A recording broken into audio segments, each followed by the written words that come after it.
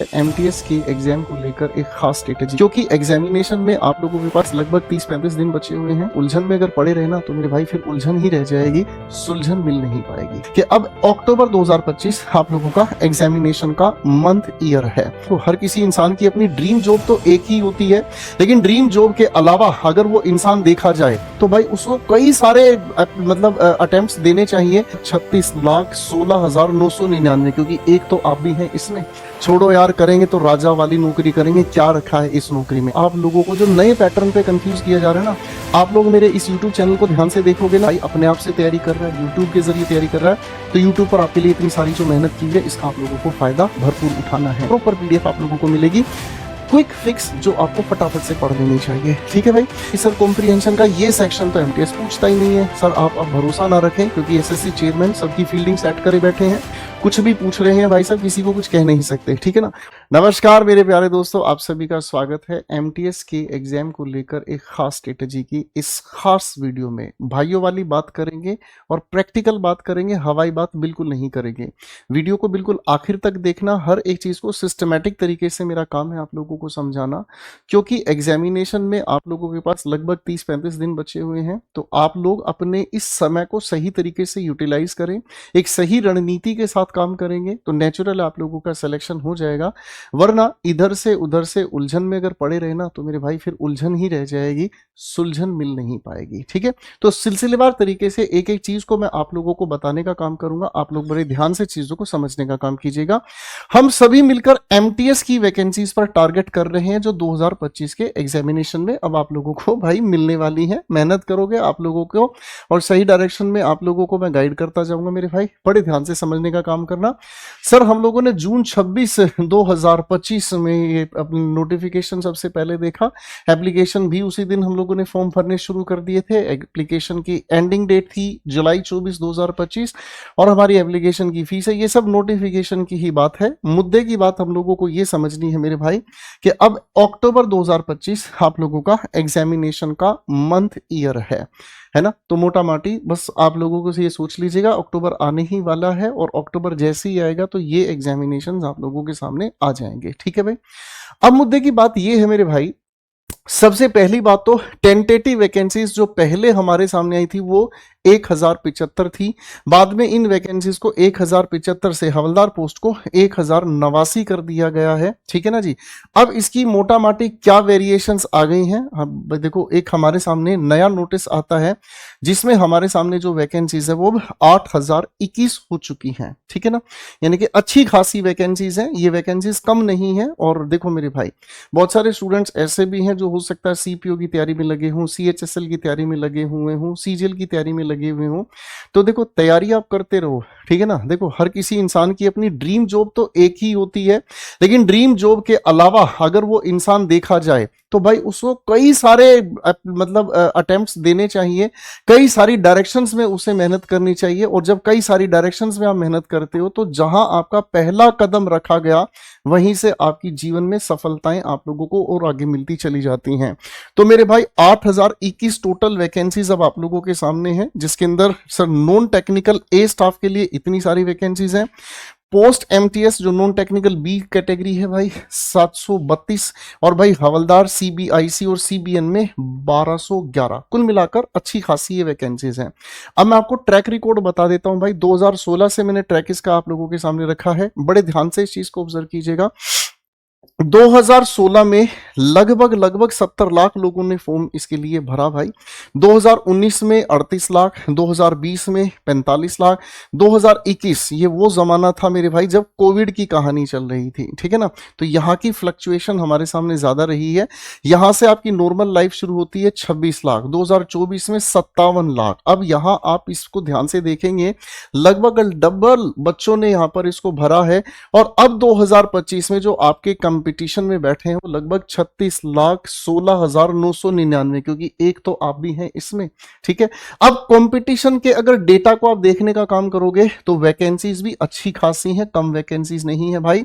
और या तो इस कोविड के समय में कंपटीशन पर कैंडिडेट कम था, या अब सबसे कम आपके सामने कंपटीशन है, क्योंकि बहुत सारे स्टूडेंट्स जो हैं वो स्टेट लेवल की तरफ चले गए हैं और उनमें से कुछ ऐसे भी स्टूडेंट्स हैं जो अपने मन को समझा चुके हैं, छोड़ो यार करेंगे तो राजा वाली नौकरी करेंगे, क्या रखा है इस नौकरी में। भाई राजा वाली नौकरी तक भी पहुंचना है, लेकिन मैं फिर से कह रहा हूं, बिल्कुल छोटे भाइयों वाली बात आप लोगों को कर रहा हूं, पहले एक कदम जमा लो, और ये वो नौकरी है जिसमें आप कदम जमा सकते हैं और इसमें इंग्लिश का बहुत अच्छा रोल आप लोगों को मिलेगा। ठीक है, सारी बातों को ध्यान से समझेंगे। देखो 2 सेशंस में ये पेपर आप लोगों का होने वाला है मेरे भाई। पहले सेशन में मैथमेटिक्स और रीजनिंग आप लोगों के लिए है, 20 क्वेश्चंस आप लोगों को पूछे जाएंगे, हर एक सवाल 3 नंबर का, 20 क्वेश्चन हर एक सवाल 3 नंबर का, कुल मिलाकर 60 120। और मेरे भाई ये तो आप लोगों को क्वालिफाई करना होगा, अगर आप इसको क्वालिफाई करते हैं तब आप सेशन 2 की तरफ बढ़ते हैं। इसकी कैलकुलेशन चेक की जाएगी, यहां पर भी हर एक क्वेश्चन 3 नंबर का और यहां पर भी हर एक क्वेश्चन 3 नंबर का, तो कुल मिलाकर हमारे लिए टोटल इस तरीके का प्लान ऑफ एक्शन है। अब इसके अंदर देखो भाई, इंग्लिश आपकी सबसे इंपॉर्टेंट है। इंग्लिश इंपॉर्टेंट होने का मतलब इंग्लिश से क्या क्या चीज आपसे पूछी जा रही है मेरे भाई, कैंडिडेट की अंडरस्टैंडिंग चेक की जाएगी, बेसिक्स ऑफ इंग्लिश लैंग्वेज, यही वो चीज है जो अब आप लोगों को जो नए पैटर्न पे कंफ्यूज किया जा रहा है ना, आप लोग मेरे इस YouTube चैनल को ध्यान से देखोगे ना, तो इसमें बेसिक्स ऑफ इंग्लिश की पूरी 5-6 क्लासेस आप लोगों को प्रोवाइड की हुई है। एक बार आप उन क्लासेस को ध्यान से देख लीजिएगा, कहीं कोई कमी अगर आपको लगेगी तो वो कमी आपकी दूर हो जाएगी। ठीक है ना, सिलेबस के अकॉर्डिंग क्या क्या चीजें आ रही है, वो सारी की सारी चीजें इस प्लेलिस्ट में आप लोगों को मिल रही हैं। आप लोगों के लिए वोकैबुलरीज, मेरे बच्चों वोकैबुलरीज के लिए आप लोगों को वोकैबिट्स का ये पूरा का पूरा प्लेलिस्ट जो प्रोवाइड किया गया, इनको कंपलसरी देख लेना। फिर आता है भाई ग्रामर का, ग्रामर के लिए आप लोगों के लिए एमटीएस के लिए 2024-25 के लिए रिलीवेंट क्वेश्चंस की ये पूरी की पूरी मैराथन्स या वन शॉट क्लासेस मैंने प्रोवाइड की हुई है, इनको आप जरूर देख लीजिएगा। फिर इसके बाद भाई सेंटेंस के स्ट्रक्चर से रिलेटेड है, ठीक है भाई, सिनोनिम्स है, एंटोनिम्स है। सिनोनिम्स और एंटोनिम्स को अगर आप ध्यान से देखेंगे तो ये टॉप 50 टॉप 100 वाले जो वन शॉट क्लासेस हैं, ये बहुत बहुत मददगार कर हैं आपके लिए। ठीक है ना, इसके अलावा अगर आप अपनी ग्रामर को क्विक रिवीजन करना चाहते हो तो ये बेस्ट 30 मिनट्स वाली वीडियोस भी मैंने आप लोगों को प्रोवाइड की हैं। इन बेस्ट 30 मिनट्स में इंपॉर्टेंट टॉपिक्स को प्यारे प्यारे रूल्स के साथ, एग्जाम्पल्स के साथ हम लोगों ने आपको रिवाइज करा दिया है, और बहुत सारे स्टूडेंट्स को सीजीएल में भी इसका फायदा देखने को मिला है, क्योंकि एक नई अप्रोच के साथ जब कोई भी क्लास तैयार की जाती है तो भाई आपका ये भाई बहुत उसके पीछे रिसर्च करता है, आपके लिए सच में बहुत ज्यादा मेहनत करता है। मेरी बात समझ रहे हैं? ठीक है, और अगर आप मेरे सिलेक्शन बैच से पढ़े हैं तो फिर आपको टेंशन लेने की जरूरत नहीं है। अगर कोई भाई अपने आप से तैयारी कर रहा है, यूट्यूब के जरिए तैयारी कर रहा है, तो YouTube पर आपके लिए इतनी सारी जो मेहनत की हुई है, इसका आप लोगों को फायदा भरपूर उठाना है। इसके अंदर आप लोगों से सेंटेंस के अलावा क्या पूछा जाता है, करेक्ट यूसेज, यानी कि आपको ग्रामर का करेक्ट यूसेज। ठीक है मेरे भाई, इसके अलावा कॉम्प्रिहेंशन, पैसेज, सिंपल पैराग्राफ लगभग आपको दिया जाएगा। जो पैराग्राफ होगा वो एक सिंपल कैटेगरी का ही पैराग्राफ होगा, क्योंकि इसके अंदर टेक्निकल लेवल पे आपको कंफ्यूज नहीं किया जाएगा। ठीक है भाई, अब मेरे भाई जो आप लोगों का पहला पेपर है ना, सेक्शन 1 जो है, तो सेक्शन 1 की अगर हम बात करते हैं, वो आप लोगों को क्वालिफाई करना होगा। उसके बाद देखो यहां लिखा हुआ है, performance of candidate in section 1 will be evaluated first and performance in the section 2 would be evaluated only if a candidate qualify section 1। ठीक है जी, ओके। अब यहां पर देखो इन्होंने परसेंटेज भी बता दी है, 30% यूआर कैटेगरी से, ओबीसी ईडब्ल्यूएस से 25%, और भाई बाकी की कैटेगरी से 20% कैंडिडेट्स को इसमें सेलेक्ट किया जाएगा। ठीक है, ओके मेरे भाई। अब मेरे भाई असली मुद्दे की बात आती है कि सर बदलते पैटर्न के अकॉर्डिंग हमें किन चीजों पर ज्यादा फोकस करना चाहिए। देखो मेरे भाई, सबसे पहली बात तो आप सभी के पास जितने भी पीवाईक्यूज हैं, पीवाईक्यूज से रिलेटेड जितनी भी आपके पास बुक है, आप लोगों के पास पीडीएफ है, ठीक है ना, और एक बहुत ही बेहतरीन, बहुत ही प्यारी, बहुत ही इंपॉर्टेंट पीडीएफ आप लोगों को मेरे टेलीग्राम चैनल पर भी मिल जाएगी। ये टेलीग्राम चैनल का पूरा आप लोगों के सामने नाम है, और आपको इस चैनल के डिस्क्रिप्शन में उसका लिंक भी मिल जाएगा। ठीक है, प्रॉपर पीडीएफ आप लोगों को मिलेगी, क्विक फिक्स, जो आपको फटाफट से पढ़ लेनी चाहिए। ठीक है भाई, इसके अलावा जो पीवाईक्यू की आपके पास बुक है, इंग्लिश एक्यूमेन है या कोई भी बुक आपके पास है, वो आपके लिए रिलीवेंट है। उन किताबों को नहीं छोड़ना, उससे आपको पढ़ना ही पढ़ना, उसको बिल्कुल इग्नोर नहीं करना है। मेरी बात समझ रहे हैं? ठीक है, जितनी पीडीएफ आप लोगों को मैंने क्लासेस में पढ़ाई है मेरे भाई, उन पीडीएफ से क्वेश्चंस को जरूर बनाना, उनके लिए आप लोगों को मतलब डेडिकेटेड करना है मेहनत। ठीक है ना। अब मेरे भाई बहुत सारे लोग ये कहते हैं कि 100% आप लोगों को आंसर्स मार्क करने हैं, ठीक है ना, 100% आप लोगों को आंसर्स मार्क करने हैं। तो बेटा इस स्ट्रेटजी को लेकर अब थोड़ा सा बदल जाना, ठीक है ना, क्योंकि क्या हो रहा है ना, अब केवल केवल वही स्टूडेंट सिलेक्शन ले पाएगा जिस बच्चे को ये पता है कि इस क्वेश्चन में उलझने की बजाय इस क्वेश्चन को स्किप कर देना मेरे लिए ज्यादा सेफ है।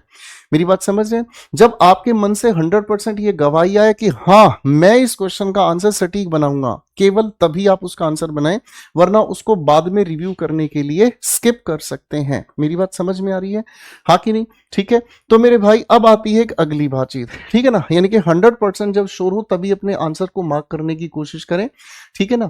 अब आप लोगों के पैटर्न में चेंजेस क्या आ रहे हैं, ठीक है ना, फ्रेजेस के बेसिस पर क्वेश्चन पूछे जा रहे हैं, क्लॉजेस के बेसिस पर क्वेश्चंस पूछे जा रहे हैं, identification of parts of speech, ठीक है ना, identification of parts of speech.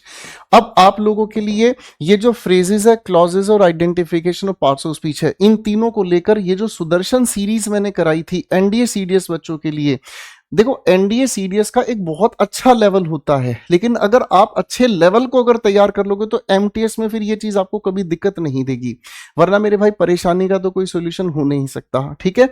मेरे पापा हमेशा एक बात कहते थे, हमेशा अगर भगवान से मांगना हो ना तो इतना कुछ मांगो उसमें से भगवान कुछ ना कुछ आपको जरूर दे देगा। क्या आप मेरी बात समझ रहे हैं? अच्छे लेवल की तैयारी करो तो फिर भाई छोटे लेवल के किसी भी एग्जामिनेशन में आपको दिक्कत नहीं आएगी, ठीक है। हालांकि मेरी नजर में कोई भी एग्जाम छोटा बड़ा नहीं होता, हर एक एग्जाम इक्वली इंपॉर्टेंट होता है। क्या आप मेरी बात समझ रहे हैं? ठीक है बेटा। अब मेरे भाई आप लोगों के इस एग्जामिनेशन में कॉम्प्रिहेंशन में मुझे पूरा डाउट है आप लोगों के एग्जाम में फिगर्स ऑफ स्पीच नहीं मिलेगी, लेकिन मैं आप लोगों को यहाँ 3 वीडियोस बता देता हूं जो यूट्यूब पर आप लोगों को मिलती हैं।